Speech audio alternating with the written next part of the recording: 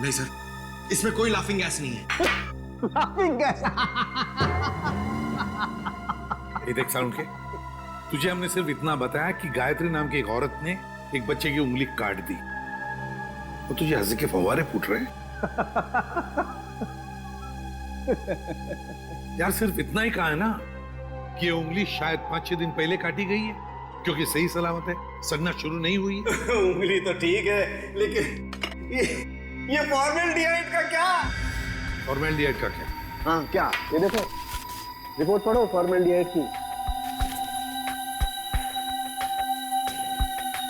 क्या? Formaldehyde solution 6 साल पुराना है? 6 साल? पंकज क्या हुआ? लगता है फॉर्मल्डिहाइड पी गया इसे। सर, इसने अभी अभी कटी हुई उंगली का फॉर्मल्डिहाइड सूंघा है। सालुंग के साहब ने सूंघा, सालुंग के साहब गए। पंकज ने सूंघा, पंकज आया। तब तुम भी सूंघ लो। नहीं सर, मेरी वाइफ ने कहा है हंसना मना है। सालुंगे सर, हमें इतना बेवकूफ मत समझिए। ये फॉर्मल्डिहाइड भले 6 साल पुराना हो, मगर इसकी कटी हुई उंगली थोड़ी 6 साल पुरानी होगी। और नहीं तो क्या? क्या और नहीं तो क्या? ऐसा नहीं हो सकता कि इस गायत्री के पास 5-6 साल पुराना फॉर्मेल्डिहाइड हो जिसमें उसने ये उंगली रख दी। क्यों?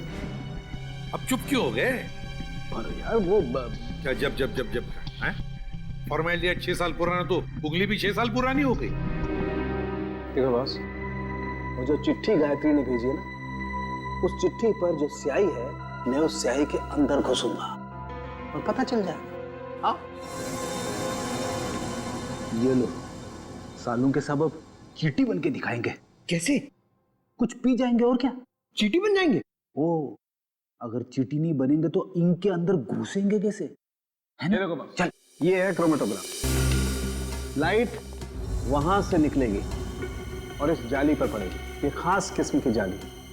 यहां पर लाइट का एक स्पेक्ट्रम बनेगा। लाइट हो जाएगी सतरंगी और इस फिल्टर पर पड़ेगी। ये खास किस्म का फिल्टर है, जहां से सिर्फ एक खास किस्म की लाइट की रेज ही इस चिट्ठी पर पड़ेगी जो गायत्री ने लिखी, और वो लाइट इस चिट्ठी पर जो स्याही है, उस स्याही के अंदर घुस जाएगी। उस लाइट की वजह से इस स्याही के छोटे छोटे कण अचानक गर्म होना शुरू हो जाएंगे और उन कणों की उछल कूद यहां पर दिखाई देगी। और ये इस कंप्यूटर के साथ जुड़ा हुआ है।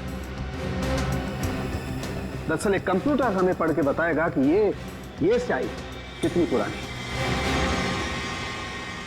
सालुंखे, तेरा फिजिक्स का लेक्चर पूरा हुआ?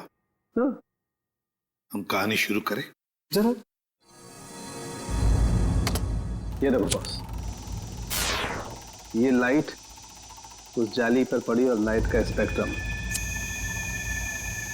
और ये खास किस्म की लाइट घुसी इस चिट्ठी पर।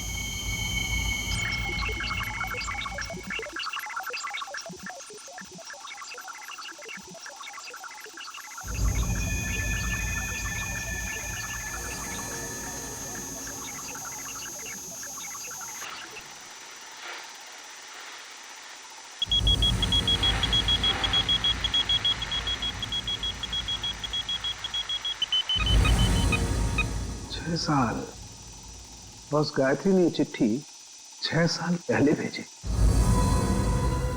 गायत्री ने चिट्ठी लिखी 6 साल पहले और चिट्ठी पहुंची अब 6 साल बाद।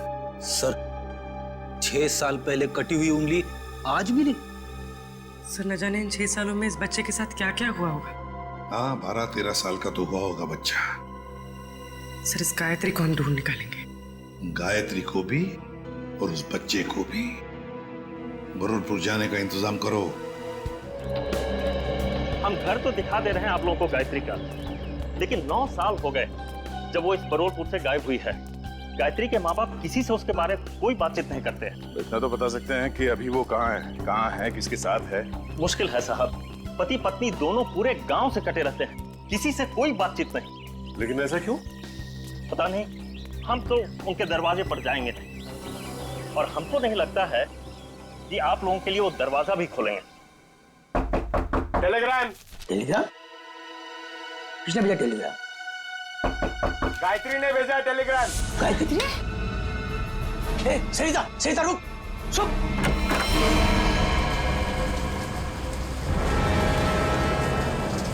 कौन है भैया आप लोग? हम लोग सीआईडी से। सीआईडी से? और आपकी बेटी गायत्री को ढूंढते ढूंढते मुंबई से यहाँ आए। मुंबई से? पर गायत्री तो मुंबई में ही है, वो आपको वहाँ नहीं मिली? उसके इस चिट्ठी के हिसाब से तो 6 साल पहले आपकी बेटी गायत्री को यहाँ बुरलपुर में 6 साल पहले आना चाहिए था। जब लेटर लिखा था तो आई क्यों नहीं अभी तक?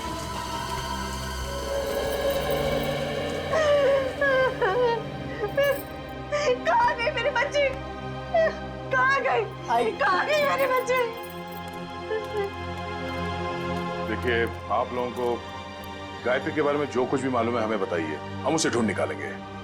हो सकता है वो किसी परेशानी में हो। हाँ? वो मुंबई में कहाँ रहती थी? पता नहीं साहब, मेरी गायत्री 18 साल की थी तो भागे मुंबई चली गई। वो हम लोगों ने उसको मुंबई नहीं छोड़ दी।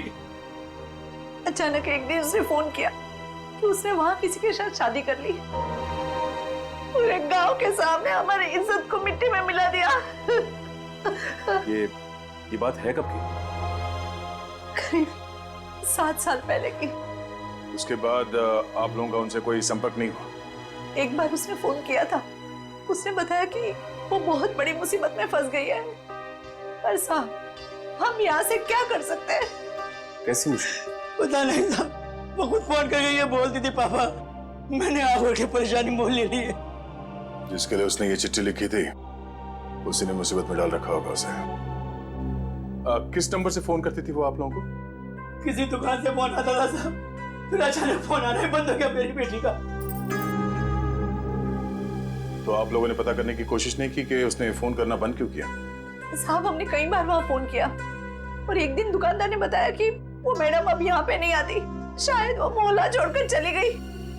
तो आपने उसे ढूंढने की कोशिश नहीं की? नहीं मैडम। अच्छा, गायत्री के पति के बारे में कुछ पता है आपको? कोई पता नहीं साहब पति के बारे में। अच्छा, गायत्री का एक बेटा भी था ना? नहीं साहब, उसका कोई बच्चा नहीं था, वरना क्या वो अपनी माँ को नहीं बताती? ठीक है, आप हमें उस दुकान का नंबर दीजिए और गायत्री का फोटो भी, हम पता कर लेंगे। ये क्या है तेरे को बच्चे को तैयार करने में इतना समय लगता है? अरे आ रहा हूँ भाई, नए कपड़े पहना रहा हूँ। ठीक है, जल्दी आ। पता नहीं यार ये बॉस को भी क्या हो जाता है, हर महीने में एक नया कपड़ा पहनाकर उसका फोटो खींच के भेजने को कहते हैं। कमाल है। चल ना, ले तैयार हो गया। बेटा क्यों रो रहा है तू? ये अंकल ने मुझे मारा। बेटा मत रो, अंकल को हम बाद में खूब मारेंगे। अब स्माइल दे, एक फोटो निकाल लेता हूँ तेरा। सर पिछले 15 साल से हम धनराज के पड़ोसी थे। सर हम उसकी रग रग को जानते हैं। सर उसने जरूर कुछ गड़बड़ किया होगा, तभी तो अपना घर वो कोड़ियों के भाव बेचकर भाग गया। तो ये कुमार जी मोहल्ले में पूरी बात बताते समय घबरा रहे थे तो इनको यहाँ ले आए। सर हम मोहल्ले में उनके बारे में कुछ बोल नहीं सकते थे क्योंकि बड़े खतरनाक लोग हैं सर, वो हम सबकी जान भी ले सकते थे। हाँ सर, उसका बदमाश दामाद सोहन और वो खुद बुढ़ा धनराज, अगर वो डस भी ले ना सर तो कोई पानी ना मांगे। अच्छा, ऐसा क्या किया उन्होंने आपके परिवार के साथ? सर उनको समझना बहुत मुश्किल है, बहुत घटिया लोग हैं सर, एक नंबर के क्रिमिनल है सर। मेरी बेटी की हालत देखिए ना सर, धनराज के बेटे ने इसकी जिंदगी खराब कर दी। रणवीर ने?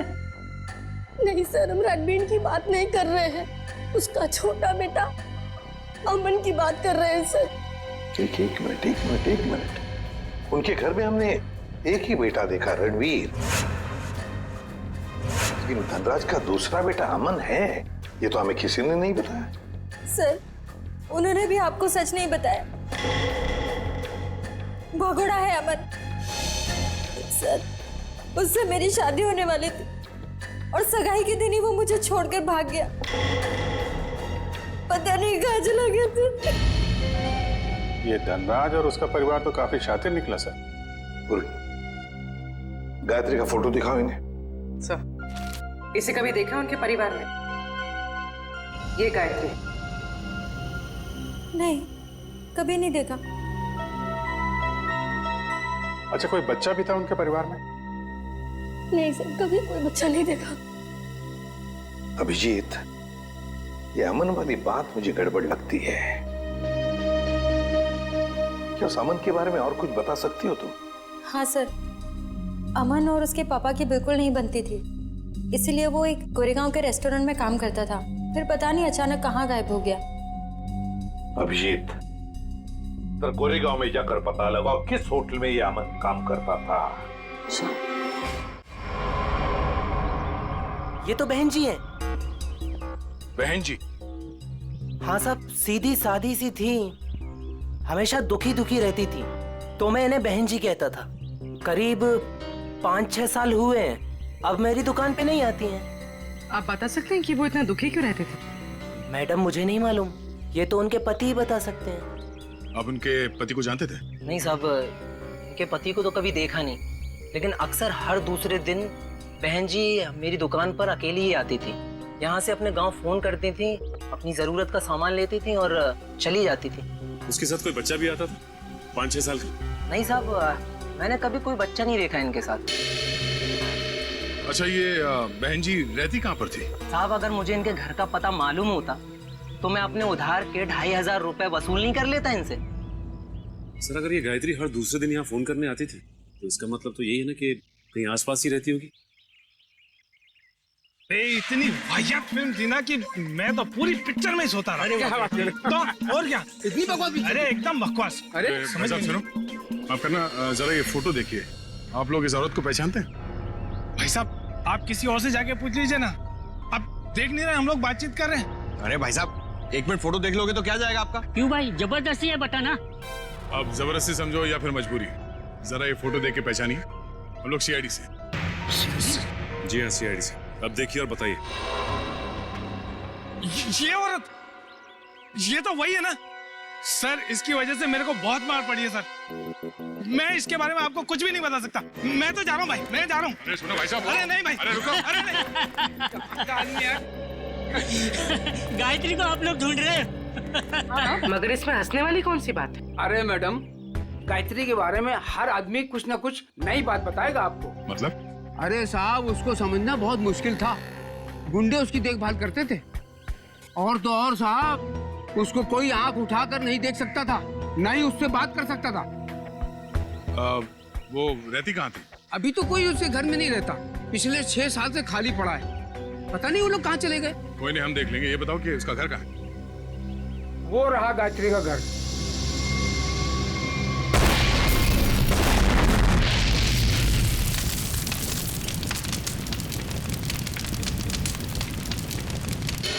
ये तो अमन साहब हैं सर। ये बहुत पहले यहाँ पर मैनेजर होते थे सर, बहुत खड़ूस थे ये, 1 सेकंड चैन से नहीं बैठने देते। अच्छा, ठीक है ठीक है। उनके बारे में हमें कुछ और बता सकते हो? हाँ साहब, सुना है कि इनके पिताजी के साथ इनकी बिल्कुल नहीं बनती थी, इसीलिए वो इतने बड़े बाप की औलाद होने के बाद भी यहाँ काम करते, और फिर किसी रईस लड़की से उन्होंने शादी कर ली, और फिर शायद वो बेंगलोर चले गए। और क्या सर, करीब 6 साल पहले एक कार एक्सीडेंट में वो, उनकी पत्नी और उनका बेटा मारे गए। तीनों मार गए? सर, सुना तो ऐसा ही था। उनकी पत्नी का नाम गायत्री था क्या? नहीं सर, गायत्री तो नहीं था, नाम तो कुछ और था सर। पहले याद था पर अब याद नहीं आ रहा। मैं तुमने बताया उनका बेटा भी था? हाँ सर, करीब 5-6 साल का था जब वो एक्सीडेंट हुआ था। Thank you very much. वो उंगली 5-6 साल पहले की कटी हुई है, किसी 5-6 साल के बच्चे की है, और अमन के बेटे का एक्सीडेंट भी 5-6 साल पहले हुआ था, और वो चिट्ठी भी 5-6 साल पहले लिखी है। तो ये बच्चा तो पोता निकला धनराज का। कहीं ऐसा तो नहीं कि ये बच्चा भी जिंदा हो? मुझे भी ऐसे ही लग रहा है। जरा बैंगलोर फोन करो और पुलिस स्टेशन से एक्सीडेंट के सारे रिकॉर्ड मंगवा लो। इस गायत्री का कुछ ना कुछ लेना देना है धनराज परिवार से। पर ये धनराज सारी बातें हमसे छिपा क्यों रहा है?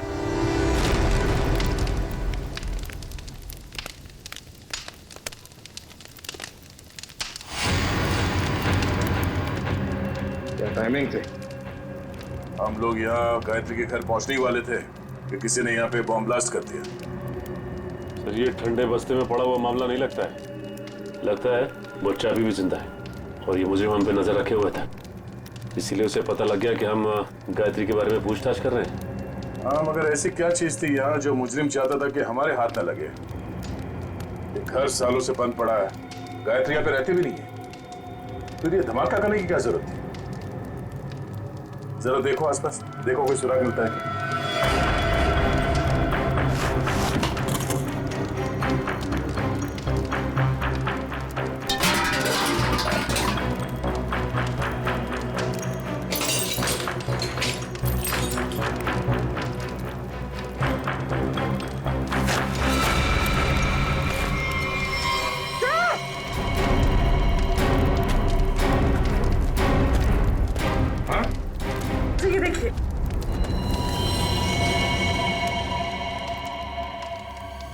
किसी की हड्डियां हैं, सीमेंट और ईंट के टुकड़े में चिपकी हुई है।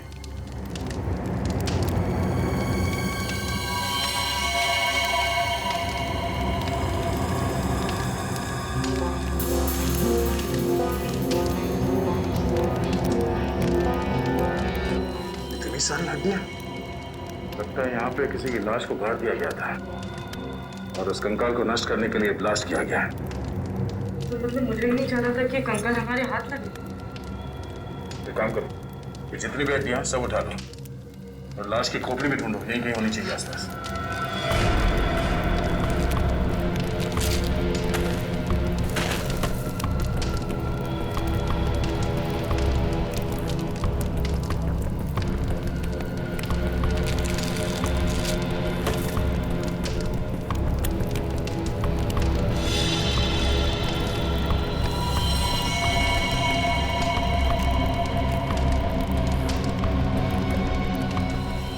ये देखो, मिल गई खोपड़ी। मतलब सर किसी की लाश को यहाँ पे गाड़ा गया था? और ये है कौन? इसके साथ ऐसा क्या हुआ था कि इसके गाड़ने के बाद भी इसकी लाश को जला के नष्ट करने की कोशिश की गई है?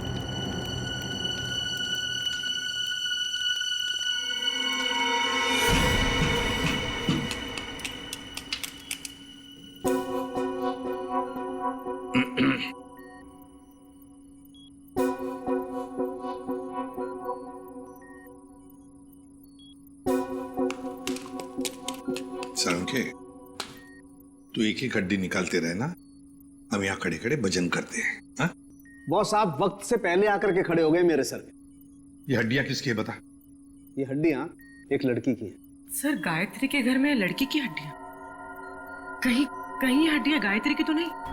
पता नहीं गायत्री की हैं या नहीं है, ये तो तभी पता चलेगा जब हम इस खोपड़ी पर चेहरा बना लेंगे। हाँ वैसे एक बात बताऊं, ये हड्डियां किसी 30 साल की उम्र की औरत की हड्डियां हैं, क्योंकि इन हड्डियों की डेंसिटी ज्यादा बदली नहीं है और औरतों में 30 साल के बाद ही बदलाव आता है। तो फिर डॉक्टर सालुंखे, क्या हम इस खोपड़ी पर चेहरा बनाना शुरू करें? क्यों नहीं?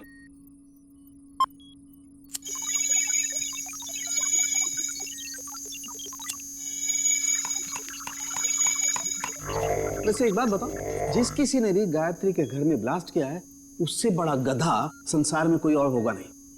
वो क्यों?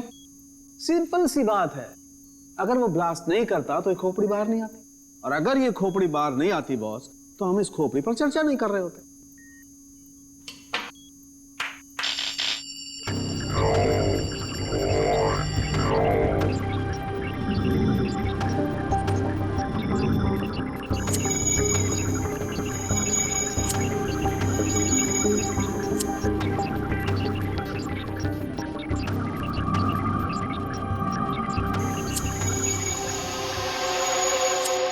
वैसे इसको थोड़ा वक्त लगेगा बॉस, कंप्यूटर को हर काम सोच समझ के करना पड़ता है, कहीं चेहरा गलत ना बन जाए।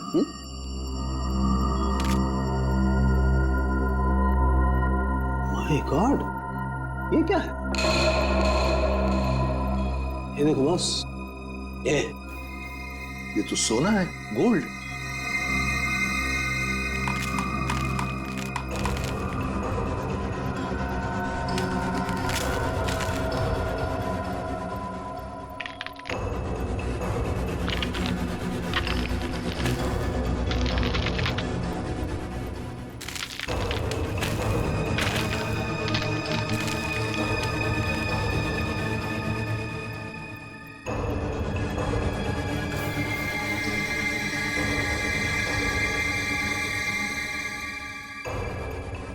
ये देखो बॉस।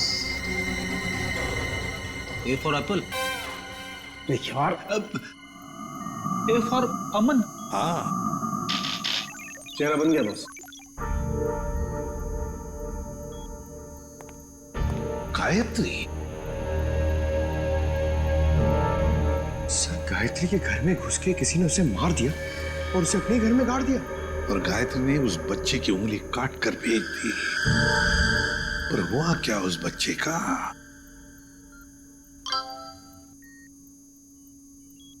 सर, बैंगलोर पुलिस ने एक मेल भेजा है। लिखा है कि 6 साल पहले अमन अपनी वाइफ के साथ कहीं जा रहा था। कार पहाड़ से नीचे गिर गई और कार में आग लग गई। हाँ, मगर इस फोटो में बच्चा भी है। पर सर, मेल में तो बच्चे का कोई जिक्र ही नहीं है। इसका एक ही मतलब हो सकता है कि बच्चा जिंदा है। सर, बच्चे ने गले में एक चेन भी पहनी हुई है। और सर, वही वाली चेन है। A for apple. A for Aman. पर सर, अमन के बेटे की चेन गायत्री की लाश के पास मिली। अमन और उसके पत्नी की गाड़ी का एक्सीडेंट हो गया 6 साल पहले। गायत्री ने उनके बच्चे को पकड़ लिया, उसी की उंगली काट कर भेज दी। पर अब तो गायत्री ही नहीं रही, तो फिर वो बच्चा कहां गया? उस बच्चे को ढूंढना होगा, बचाना होगा और इस धनराज की गर्दन पकड़नी होगी। बस बबलू ने एक निवाला खा लिया ना, तो हमारा काम हो जाएगा।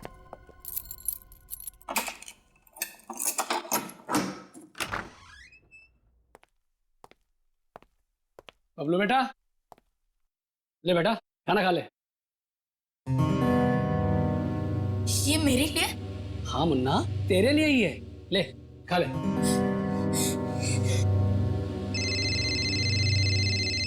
बॉस? हाँ बॉस। हाँ, बस निकल ही रहे। हाँ बॉस, आपका काम हो गया बॉस। चल निकल। चल। धनराज जी, क्या कह रहे थे आप लोग? कि आपको उंगली के बारे में कुछ पता नहीं, गायत्री कौन है किसी को कुछ नहीं मालूम, आपके पूरे परिवार में कोई बच्चा है ही नहीं। तो फिर क्या ये झूठ पे झूठ बोलते रहे आप। आपको मालूम था वो उंगली किस बच्चे की है। आप जानते थे गायत्री ने एड्रेस लिखने में कोई गलती नहीं की। आपने ये बताना जरूरी नहीं समझा कि आपका एक और बेटा था अमन, जिसका एक 5-6 साल का बच्चा है? क्यों? सर, जब मैंने उंगली देखी थी तो मुझे लगा था कि वो शायद पोते की हो सकती है। सर बचा लीजिए उसे, सर बचा लीजिए, सर प्लीज बचा लीजिए उसे। वो किसी की कैद में है पिछले 6 साल से। उसने कहा है कि जब तक मैं उसे पैसे देते रहूं तब तक वो उसे जिंदा रखेगा। सर, उसने मुझे धमकी दी है कि अगर मैं किसी को बताऊं तो मेरे बबलू को मार देगा। पापा, अमन का बेटा जिंदा है और आपने हमें भी नहीं बताया। मैं नाराज था अमन से। उसने भी मेरे मर्जी के खिलाफ शादी की थी, पर 5 साल के बाद उसका मुझे फोन आया और उसने माफी मांगी। तो मैं किसी को भी ना बताए बेंगलोर चला गया। मेरे पोते बबलू को गले लगाया, उनको घर वापस आने को कहकर मैं वापस आ गया। मुझे क्या पता था कि वहां से आते आते उनका एक्सीडेंट हो जाएगा। लेकिन बबलू उस एक्सीडेंट में बच गया, है ना? मुझे लगा था कि उन दोनों के साथ बबलू भी नहीं रहा, पर एक दिन किसी आदमी का मुझे फोन आया।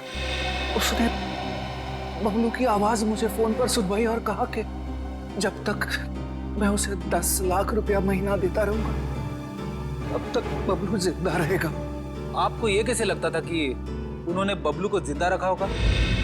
सर, वो हर महीने मुझे बबलू के फोटोग्राफ्स भेजता रहा सर। 1 मिनट, ये लीजिए सर।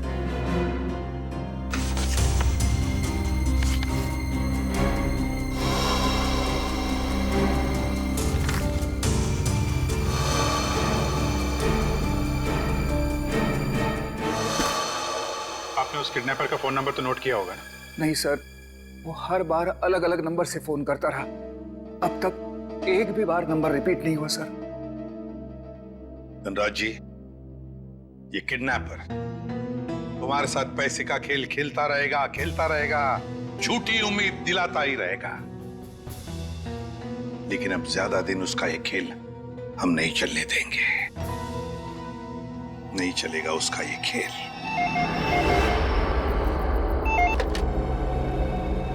हेलो धनराज जी, मैं सोच रहा हूँ कि आपका पोता मैं लौटा दूं। ओह, तुम हो? भगवान तुम्हारा भला करे। प्लीज मेरे पोते को लौटा दो। हम भगवान के भरोसे पे नहीं रहते। तुम हमारा भला करोगे और हम तुम्हारा। हाँ हाँ, मैं हमेशा की तरह पैसे लेके आऊंगा। बोलो कहाँ आना है? अभी आता हूँ। नहीं, अभी नहीं, कल सुबह ठीक 7 बजे कल्लू गैरेज, और इस बार 10 करोड़ लेकर आना। 10 करोड़? हाँ, 10 करोड़। पर इतने सारे कैश पैसे मैं कहाँ से ले आऊंगा? इसीलिए तो 12 घंटे का समय दे रहा हूँ ना। और सुनो, कोई चालाकी नहीं, वरना अपने पोते से हमेशा के लिए हाथ धो बैठोगे। नहीं नहीं, प्लीज कुछ भी मत करना मेरे पोते को। मैं पहुंच जाऊंगा, 7 बजे के पहले ही पहुंच जाऊंगा। Hello hello hello.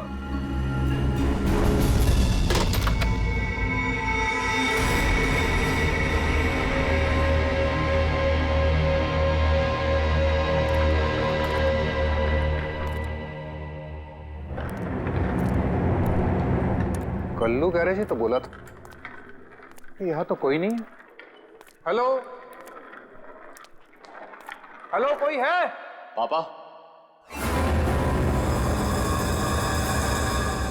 रणवीर,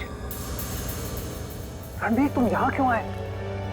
पापा मैं आपको किडनैपर से अकेले मिलने कैसे आने देता? रणवीर, तुम्हें पता है उसने कहा था कि मैं अकेला ही यहाँ हूँ। अगर उसने तुम्हें देख लिया तो वो बबलू को कुछ भी कर सकता है। रणवीर जाओ, भागो, तुम भागो।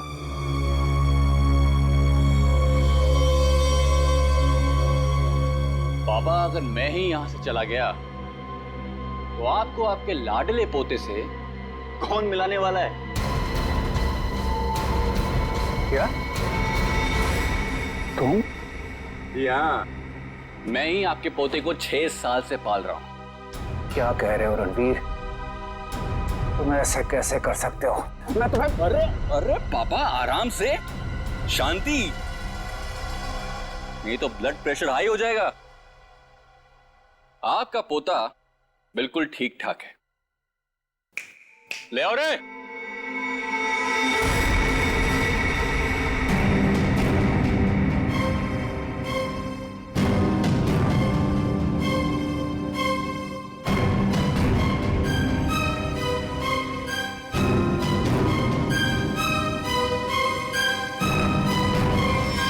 बबलू, दादाजी,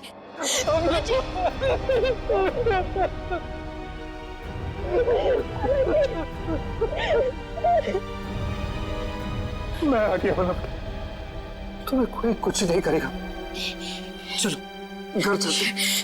अरे रुकिए पिताजी, रुकिए। जाते जाते जरा इन कागजात पे साइन करते जाइए, देख लीजिए। वो क्या है ना कि ये सब हो जाने के बाद आप और मैं एक साथ तो रह नहीं सकते, तो आपका घर और फैक्ट्री मेरे नाम कर जाइए और दफा हो जाइए। तो जैसे विश्वासघातकी को तो मैं एक फूटी कौड़ी भी नहीं दूंगा। दोगे पापा, दोगे। जब आप बिना देखे अपने पोते के लिए करोड़ों रुपए दे सकते हो, तो देखने के बाद तो इतना दे ही दोगे। नहीं मिलेगी, एक फूटी कौड़ी भी नहीं मिलेगी। अच्छा, देखते क्या कर रहे हैं? सोच लीजिए। दादाजी नहीं। बुढ़े साइन कर, दोबारा मौका नहीं दूंगा।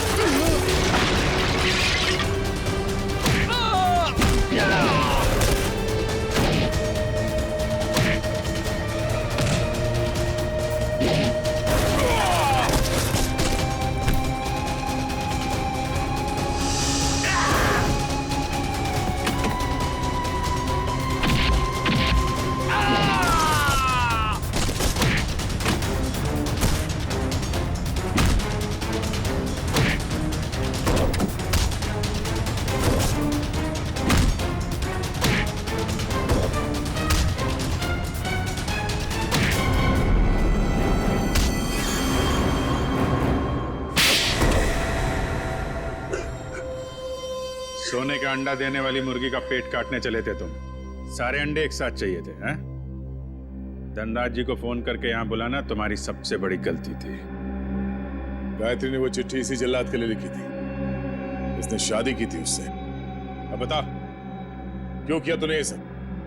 कोई औलाद नहीं थी इनकी, तभी इन्होंने मुझे गोद लिया था। लेकिन फिर अमन के हो जाने के बाद मैं इन पर बोझ बन के रह गया था। रणवीर, मैंने तुम्हें कभी अमन से कम नहीं समझा बेटे। झूठ बोल रहे हो तुम।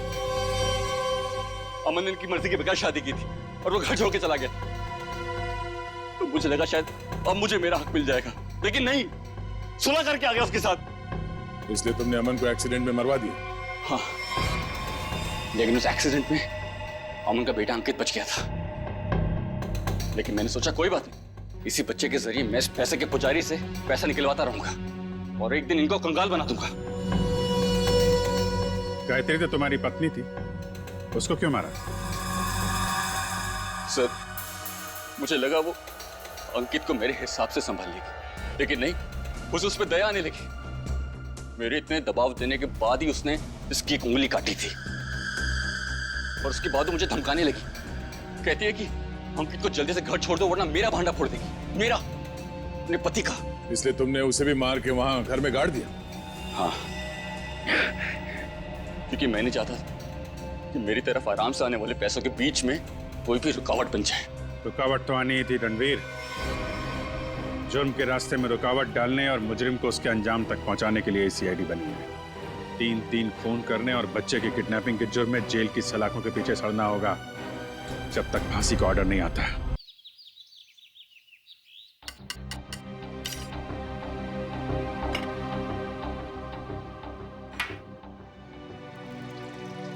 माँ जी, वो लोग इंतजार कर रहे हैं। आपके बेटे का गुस्सा तो बढ़ रहा होगा। तेजल, अरे और कितना टाइम लगाओगी तुम? कोई काम ठीक से नहीं होता है तुमसे। देखिए ना माँ जी, मेरे तो हाथ पांव फूल रहे हैं। तुम घबराओ मत, मैं हूं ना। तेजल, जैन, तुम 2 मिनट नहीं रुक सकते? पक रहा है ना खाना?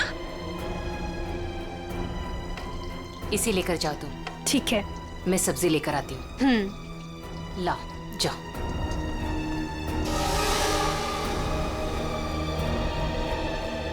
थैंक गॉड, आज खाना तो ठीक वक्त पर आ गया।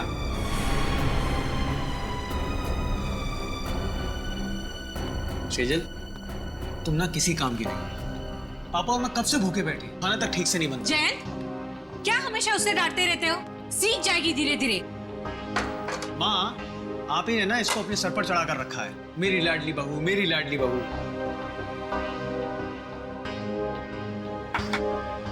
घबराओ मत, मैं हूं ना।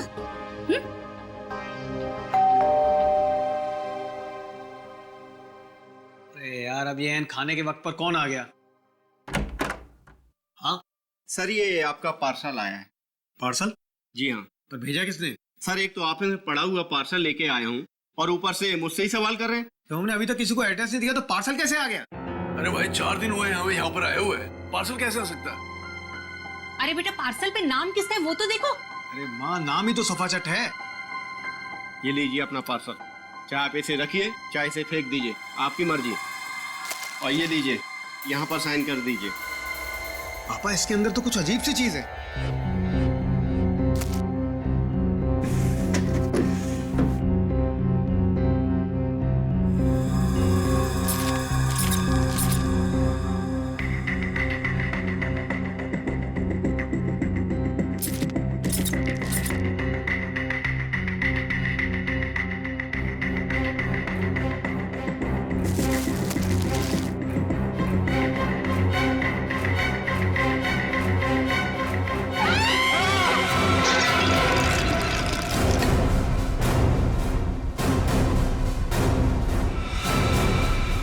किसने भेजा है हमारे घर ऐसा?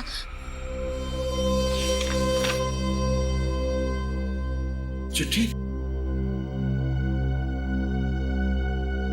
आपको ये चिट्ठी इसलिए लिख रही हूं कि आपको बता सकूं कि आप कितने बड़े जल्लाद हैं। आपको जला देना चाहिए, गोली मार देनी चाहिए और नरक में सड़ाना चाहिए। जो आप मुझसे करवा रहे हैं वो गलत है। मैंने कर जरूर दिया है और आपको इस चिट्ठी के साथ भेज रही हूं।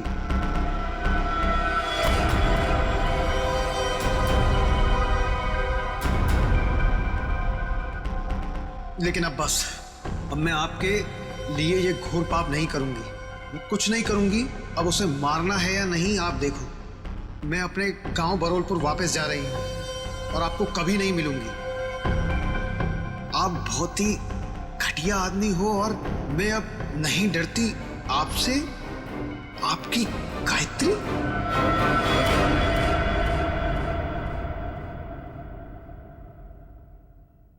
कौन है ये गायत्री? हाँ? देखो सेजल, मेरे ऊपर ये कोई गलत इल्जाम है। मैं नहीं जानता ये गायत्री कौन है। मेरे होते हुए कौन तुम्हारी गायत्री? ये तोहफा दिया है तुम्हारी गायत्री ने तुम्हें? हाँ?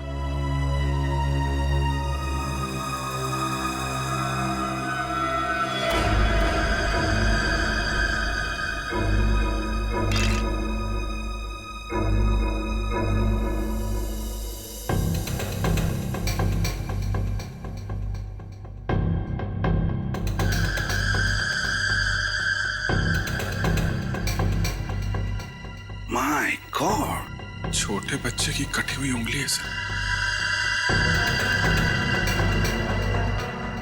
फॉर्मल्डिहाइड में रखी है, लगता है 5-6 दिन पुरानी होगी सर।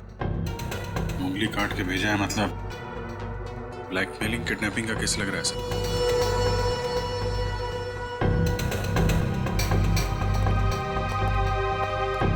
क्या आपके घर में, आपके परिवार में कोई छोटा बच्चा है?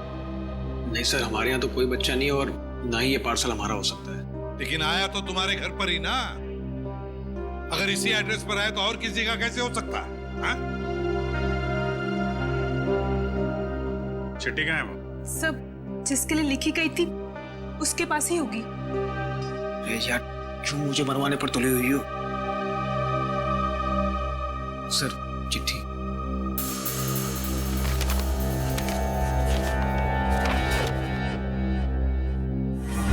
आपको चिट्ठी इसलिए लिख रहे हैं कि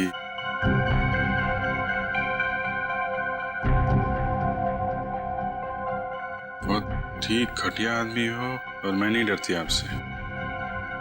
आपकी गायत्री। सर, हमें नहीं पता ये चिट्ठी में ये लड़की क्या बात कर रही है और हम गायत्री को नहीं जानते। सर, जिसे ये पार्सल मिलने वाला था उसका नाम तो लिखा था, मगर अब इसे पढ़ पाना बड़ा मुश्किल है। अच्छा, ठीक है, पता तो लगा ही लेंगे। लेकिन इस गायत्री ने एक छोटे बच्चे की उंगली काट कर यहां भेजी है आपके पास, और तुम लोग कह रहे हो कि तुम्हें कुछ पता नहीं ये गायत्री कौन है। तो क्या उसके सपने में आया या आप लोगों का एड्रेस? मैं आपसे कह रही थी ना, ये घर मत खरीदो मत खरीदो। देखा भी क्या हुआ। तो क्या आप लोगों ने ये घर खरीदा है? कब खरीदा? सर, हम तो 4 दिन पहले ही यहाँ पर शिफ्ट हुए हैं। सर, कहीं ये पार्सल पहले वाले के लिए तो नहीं? कौन रहता था यहाँ पे? मेरा नाम धनराज है। 30 लाख तो क्या, तुम्हारे इस निकम में बेकार पति को मैं 30 फूटी कौड़ियां भी दे दूं। अब पापा क्या क्या बोले जा रहे हो? आप सोच भी रहे हो? तुम इस घर के दामाद है, मेरे पति है। जैसे कि हीरा ढूंढ के लाई। एक तो मेरी मर्जी के बगैर शादी की, ऊपर से ये घर जवाई लाके बिठा दिया यहाँ पर। बस पापा, अब आप शांत हो जाइए, मत लेके इनके मुंह। वैसे भी आपका ब्लड प्रेशर बढ़ा हुआ है। और मोनिका, तुम दोनों भी जाओ यहां से। अब क्या हम अंदर आ सकते हैं? जी, आप लोग? हम लोग सीआईडी से हैं। सीआईडी? जी हाँ। कहिए। आपका जो पुराना घर है जिसे आपने मिस्टर जयंत को भेजा है, वहां पे एक पार्सल आया है, उसके बारे में कुछ पूछताछ करनी है। हे भगवान, उंगली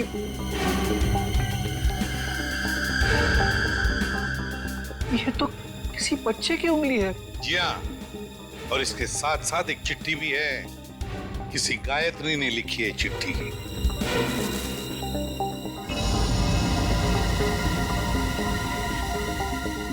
कौन है ये गायत्री? सर, हमारे तो पूरे खानदान में कोई दूर दूर तक गायत्री नहीं। सर, हमारे परिवार में कोई बच्चा नहीं है जिसकी ये उंगली है। बिना जान पहचान के कोई यूं ही ऐसे चिट्ठी भेज देगा क्या? चल, कोई बात नहीं, हम पता लगा लेंगे कि गायत्री ने चिट्ठी लिखी किसको और ये बच्चा है कौन। यार कब तक इसका पहरा देते रहेंगे? जब तक बॉस पैसा देता रहेगा तब तक।